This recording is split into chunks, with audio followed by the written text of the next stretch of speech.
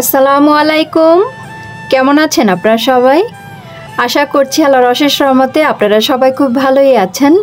আলহামদুলিল্লাহ, আল্লাহ তাআলা আমাদেরকেও ভালো রেখেছে। তো আবারও কিন্তু চলে আসলাম আপনাদের মাঝে এলোমেলো অগুছানো একটা ভিডিও নিয়ে।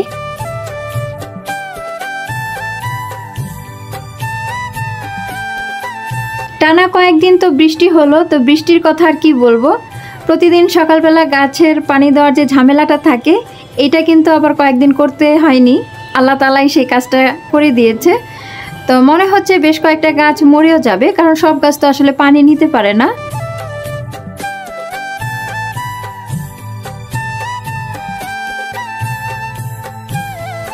বৃষ্টির সময় কোনো কিছু ভালো লাগুক আর না লাগুক, খাটের উপরে বসে থাকা বা শুয়ে থাকা এইটা কিন্তু খুব ভালো লাগে।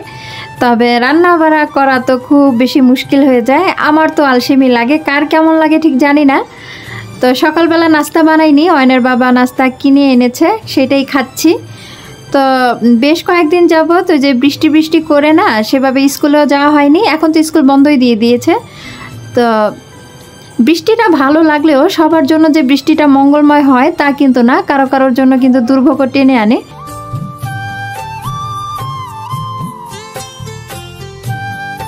প্রতিদিন সকালে ঘুম থেকে উঠে আগে তো বাচ্চাদের নিয়ে স্কুলে যেতাম, তো এখন তো স্কুল বন্ধ। তো বাসায় সেরকম এখন আর কাজকর্ম থাকলেও করতে ইচ্ছে করে না। ঘুম থেকে উঠেই আগে নাস্তাটা সেরে তারপর চুপচাপ বসে ভাবি যে আজ দুপুরে কী রান্না করব। তো বেশ কয়েকদিন যাবৎ বৃষ্টি বৃষ্টি দেখে না খিচুড়ি কিন্তু বেশ খাওয়া হয়েছে। তো আজও ভাবছিলাম যে খিচুড়ি রান্না করব, তবে খিচুড়ি রান্না করব বলে চাল ডাল যাই রেখে দিয়েছি না কেন, কিন্তু এখন আর রান্না করতে ইচ্ছে করছে না। কারণ বাচ্চা বা বাচ্চার বাবা ওরা একাধারে খিচুড়ি বেশ কয়েকদিন খেয়েছে। আমিও একটু সুযোগ পেয়েছিলাম, চালে ডালে বসিয়ে দিতাম, রান্না করতে যেহেতু ভালো লাগে না, তো আলসেমি লাগে। তো ফ্রিজে কিছু মাছ আছে যেগুলো অনেক দিন হয়ে গেছে খাওয়া হচ্ছে না, কিছু সবজি আছে, তো সব মিলিয়ে ভাবছি ভ্যারাইটিস কিছু একটা বানিয়ে ফেলি।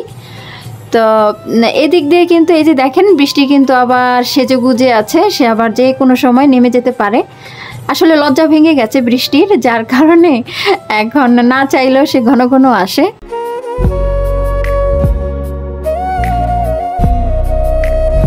এই যে বেশ কিছু চালে ডালে তো মিশিয়ে ফেলেছি, তো আজ আর খিচুড়ি খাবো না।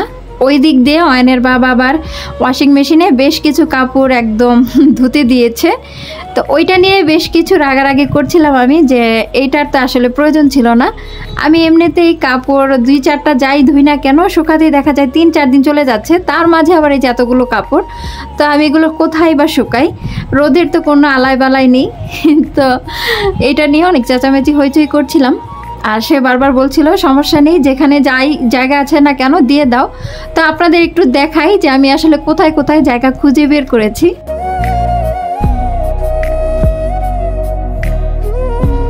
ঘরের আনাচে কানাচে এই যে শুকাতে দিচ্ছি। তো আপনারা হয়তো এরকম বিপদে মাঝে মাঝে পড়ে যান আমার মতো। এক গাদা কাপড় কোথায় শুকাবো, দেখা যাচ্ছে জানালার পাশে, খাটের পাশে, আলমারির সাথে। তো এই হলো অবস্থা, মাঝে মাঝে এরকম বিপদে আমিও পড়ে যাই। আজ বিপদটা কিন্তু অয়নের বাবার জন্যই হয়েছে। সাজিয়ে গুছিয়ে ভিডিও করার ইচ্ছে ছিল, তবে তার জন্য আর তা হয়নি। তো যাই হোক, লাইফস্টাইল ব্লগ, যখন লাইফের যেরকম অংশ চলে সেগুলো নিয়েই তো আপনাদের মাঝে আসি। তো এই যে অগোছানো একটা ভিডিও, জানি না আপনাদের মাঝে ভালো লাগছে কি না। যদি ভালো লাগে তাহলে একটা লাইক কিন্তু আপনি দিতে পারেন।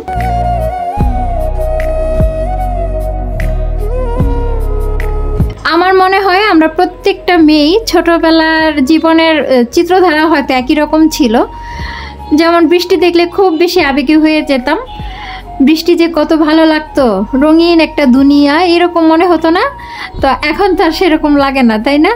এখন বৃষ্টি হোক, ঝড় বাদল যাই হোক না কেন, সংসারের কাজকর্ম এগুলো কিন্তু চলতেই থাকে, এগুলো চলবেই। তো আগে তো মাকে জ্বালাতাম, মা রান্না করতো মজার মজার খাবার, সেগুলো খেতাম, বৃষ্টি দেখতাম, বৃষ্টিকে কত সুন্দরভাবে যে অনুভব করতাম। আর এখন কিন্তু সেভাবে অনুভব করা হয় না। এখন হয় কি, এই রে এই দিক দিয়ে পানি পড়ছে, ওই জায়গাটা মুছতে হবে, এদিক দিয়ে কাদা কাদা হয়ে গেল, আল্লাহ বৃষ্টি হচ্ছে, এই কাপড়গুলো এখন কোথায় শুকাতে দেব, এই যে নানান সমস্যা মাথার ভিতরে ঘুরপাক খায়। তো এটাই আসলে বাস্তবতা। আবেগ দিয়ে তো আসলে জীবন চলে না। জীবনের কাছে আবেগ খুব তুচ্ছ।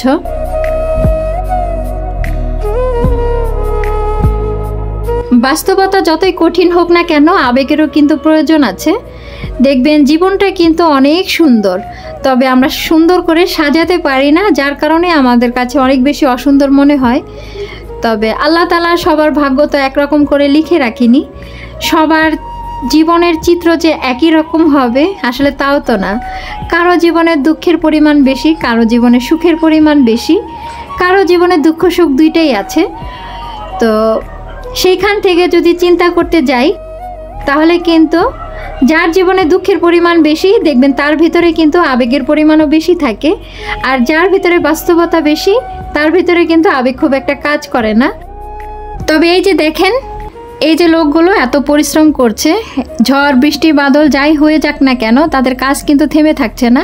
এইখানেই কিন্তু বাস্তবতার ছোঁয়া বেশি, এখানে কিন্তু আবেগ কাজ করছে না। আবেগ নিয়ে যদি বসে থাকে পেটে তো ভাত আসবে না, তাই না? তো মাঝে মাঝে না চতুর্দিকে এরকম দৃশ্য দেখি, নিজেকে খুব ছোট লাগে, কষ্ট লাগে, খুব বেশি খারাপ লাগে যে আসলে আল্লাহ তাআলা সবাইকে কেন একরকম করে তৈরি করলো না। আপনারা আমার মতো করে চিন্তা করেন কিনা জানি না। আমি না মাঝে মাঝে ভাবি যে আল্লাহ তাআলা আমাকে এই পৃথিবীতে কেন পাঠালো, আমার গুরুত্ব এই পৃথিবীতে কতটুকু, আমি কেনই বা আছি, আমি এই দুনিয়া ছেড়ে চলে গেলে কারে বা কতটুকু আসবে যাবে। এই যে এই সমস্ত চিন্তা ভাবনা কিন্তু আমি করতে থাকি। তো আসলে একা থাকি হয়তো এই জন্যই এত কিছু মনে হয়। তো জানি না আসলে এরকম হয় কেন।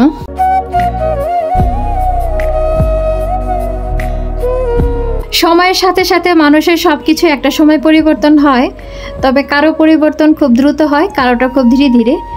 তো আমি বরাবরই না একটু আবেগী টাইপের মানুষ। আবেগ আমার ভিতর এত পরিমাণে ভর করে থাকে যে বাস্তবতা চিন্তা করতে গেলেই না খুব বেশি কষ্ট লাগে। তা আমার না ইচ্ছে করে যে অনেক কিছু করে ফেলতে, কিন্তু কোনো কিছুর করার তো আসলে ক্ষমতা নেই। মাঝে মাঝে আমি ভাবি আল্লাহ তাআলা যদি আমাকে অনেক টাকা দিত, তাহলে এই যে এই সমস্ত কষ্ট করে যারা, মানে যারা দুনিয়াতে খুব বেশি পরিশ্রম করে, কষ্ট করে, যাদের পরিশ্রমের মূল্য খুব কম, তাদেরকে আমি অনেক বেশি সাহায্য করতাম।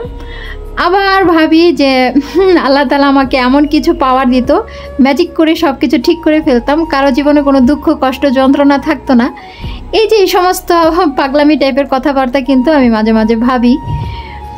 তো আপনারা এরকম ভাবেন কিনা একটু জানাবেন তো প্লিজ।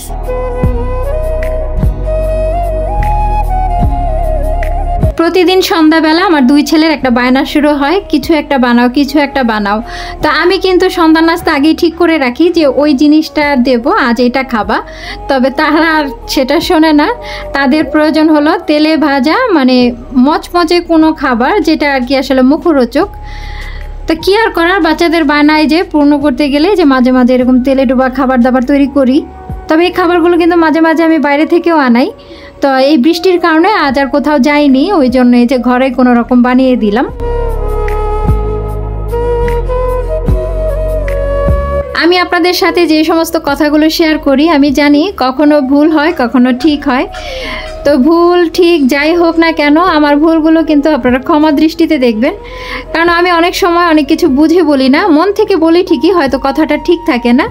তো যাই হোক, আমার কথা ও কাজের মাঝে যত ভুলই থাকুক না কেন, আমার ভিডিওটা আজ যারা দেখছেন ক্ষমা দৃষ্টিতে দেখবেন। আমি কিন্তু বরাবরই ক্ষমা চাই, আসলে ক্ষমা চাইতে কোনো দোষ নেই, ভুল হলে ক্ষমা চেয়ে নিতেই হবে, তাই না? তো এই তো ছোট ছেলেকে পড়াচ্ছিলাম, তো এদিক দিয়ে কিন্তু এই যে পেন্সিলটা একটু ঠিক করতে গিয়ে আমার হাতটা কেটে গেছে।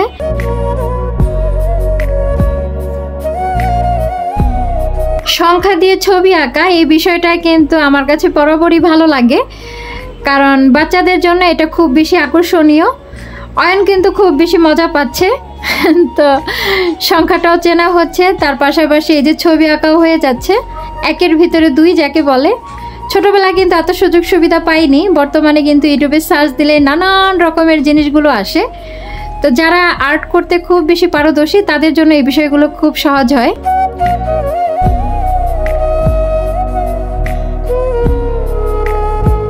আমি ছোটোবেলায় করতাম কি, পড়াশোনা যেমন যাই করতাম না কেন, তবে ছবি আঁকা যে কী পরিমাণে ভালো লাগতো।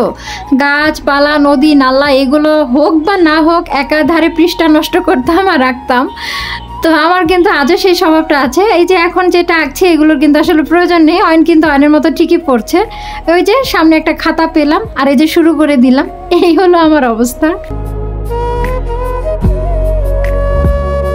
আপনার বা আমার জীবনে সমস্যার তো কোনো শেষ নেই। প্রত্যেকটা মানুষের জীবনে সমস্যা আছে, পাশাপাশি সমাধানের পথও কিন্তু আছে। তো প্রত্যেকটা মানুষের সমস্যা যদি এই যে এইভাবে ছবি এঁকে এঁকে সমাধান করা যেত তাহলে কতই না ভালো হতো, তাই না? তো এই সমস্ত আবল তাবল চিন্তা ভাবনা আমার মাথায় কত রকম যে ঘোরপাক খায়। তো এই সমস্ত কথা আপনাদের সাথে শেয়ার করি। অনেক সময় ভাববেন আপু হয়তো পাগল হয়ে গেছে। না না, পাগল হইনি এখনও, আল্লাহ তাআলা এখনও সুস্থ রেখেছে। তো যাই হোক, আবল তাবল যত কথাই বলি না কেন, কিছু বলি আবেগ থেকে, কিছু বলি বাস্তবতা থেকে। তো আজকের ভিডিওতে বলা কথাগুলোর মাঝে যত ভুল ত্রুটি যাই আছে না কেন, আশা করছি ক্ষমা দৃষ্টিতে দেখবেন। তো অনেক কথা বলেছি, অনেক কাজ করেছি। ঈদের আগে তো আর কথাও হবে না, দেখাও হবে না। আল্লাহ তাআলা যদি ভালো রাখে, সুস্থ রাখে, তো ঈদের পরে আবার কথা বলবো, আবার আপনাদের সামনেও আসব। সেই পর্যন্ত আপনারা সবাই ভালো থাকবেন, সুস্থ থাকবেন, নিজেদের খেয়াল রাখবেন। আজকের মতো ভিডিওটা শেষ করে দিচ্ছি। আল্লাহ হাফিজ, আসসালামু আলাইকুম।